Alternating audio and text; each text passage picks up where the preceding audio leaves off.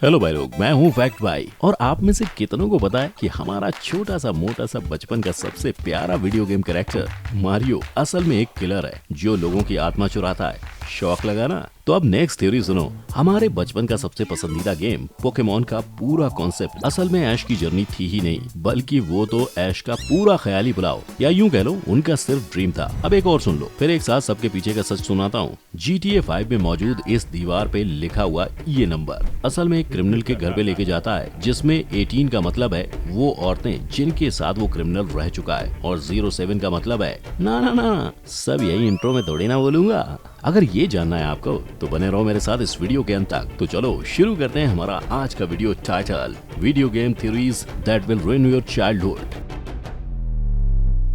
Number 1, Mario और शैतान का कनेक्शन। कॉइन्स तो बस एक बहाना है, क्योंकि उसकी आड़ में मारियो को अपनी जीवन रेखा बढ़ानी है। और अगर ये सुनकर आपको कंफ्यूजन हुआ है तो चलो जरा शुरुआत से शुरू करते हैं। आई एम श्योर आपने मारियो तो खेला ही होगा, जहाँ मारियो अपनी प्रियतमा प्रिंसेस पीच को बचाने के लिए कई सारे मुश्किल पड़ावों को पार करता है, और इन्हीं पड़ावों को पार करते वक्त वो अपनी कई शक्तियों का उपयोग करता है, जिनमें से उसकी सबसे फाड़ू शक्ति है अपने दुश्मनों पर आग का गोला फेंक कर मारना। लेकिन ये सब तो ठीक है, गौर फरमाने वाली बात ये है कि जब भी मारियो किसी को भी उड़ाता है तब उसे एक सुनहरा सिक्का मिलता है। अब ये जो सिक्का उसे मिल रहा है, ये मारियो के कुछ फैंस को रास नहीं आया है, इसीलिए तो उनका कहना है कि भाई मारियो को आखिर किसी को भी मारने के पैसे किस खुशी में मिल रहे हैं। ये प्लम्बर साहब कहीं के सुपारी भाई हैं क्या? वेल, ये सुपारी भाई तो नहीं है, पर अगर होते भी तो एक बार समझता कि भैया पेट चलाने के लिए ये सब कर रहे हैं। पर यहाँ तो सच्चाई काफी डरावनी है, क्योंकि फैंस के हिसाब से ये चमकीली चीज कोई पैसा वैसा नहीं, ये दरअसल मरने वाले की आत्मा है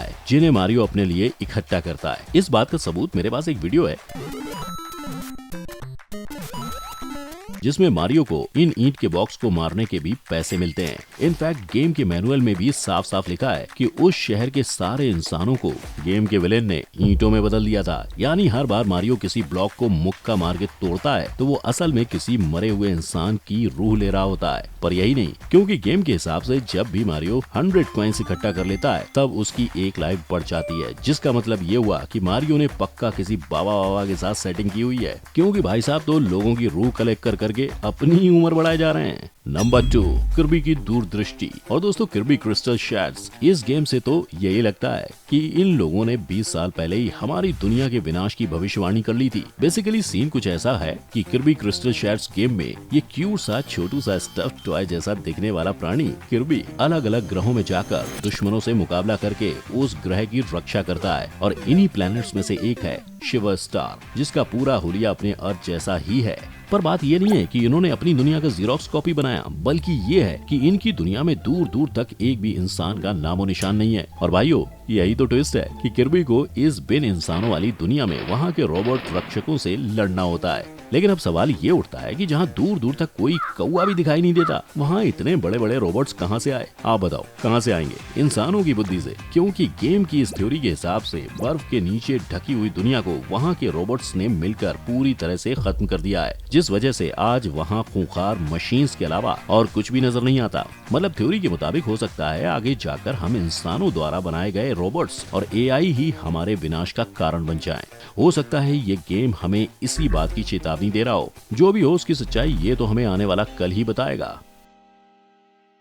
नंबर 3, सोनिक शूज। जब नाइंटेंडो ने मारियो और सोनिक रिलीज किया टोक्यो ओलंपिक 2020 में, तब फैंस ने कुछ अजीब देखा गेम में। उन्होंने देखा गेम में मौजूद सर्फिंग गेम में मारियो के जूतों को हटा के उसके खुले पैर बताए गए थे, लेकिन वहीं सोनिक के जूतों को हटाया ही नहीं गया था। लेकिन ऐसा क्यों? सोनिक गेम जब से बना है तब से लेके अब तक उसके पैर कभी भी क्यों नहीं दिखाए गए? क्या ऐसा कुछ है जिसे गेम डेवलपर्स सोनिक के जूतों के अंदर छुपा रहे हैं, या फिर उसके जूतों का राज कुछ और है? वेल, इस चीज पे जब फैंस ने कुछ रिसर्च किया तो उन्हें लगा कि हो सकता है सोनिक एक हेजहॉग है, तो हो सकता है उसकी टांगे भी फुल वैसी ही फरी फरी होंगी, या फिर ये भी हो सकता है उसके पैर उसके हाथ के जैसे बड़े बड़े हैं, या फिर उसके पैर हम इंसानों के जैसे वेल डेवलप्ड हैं।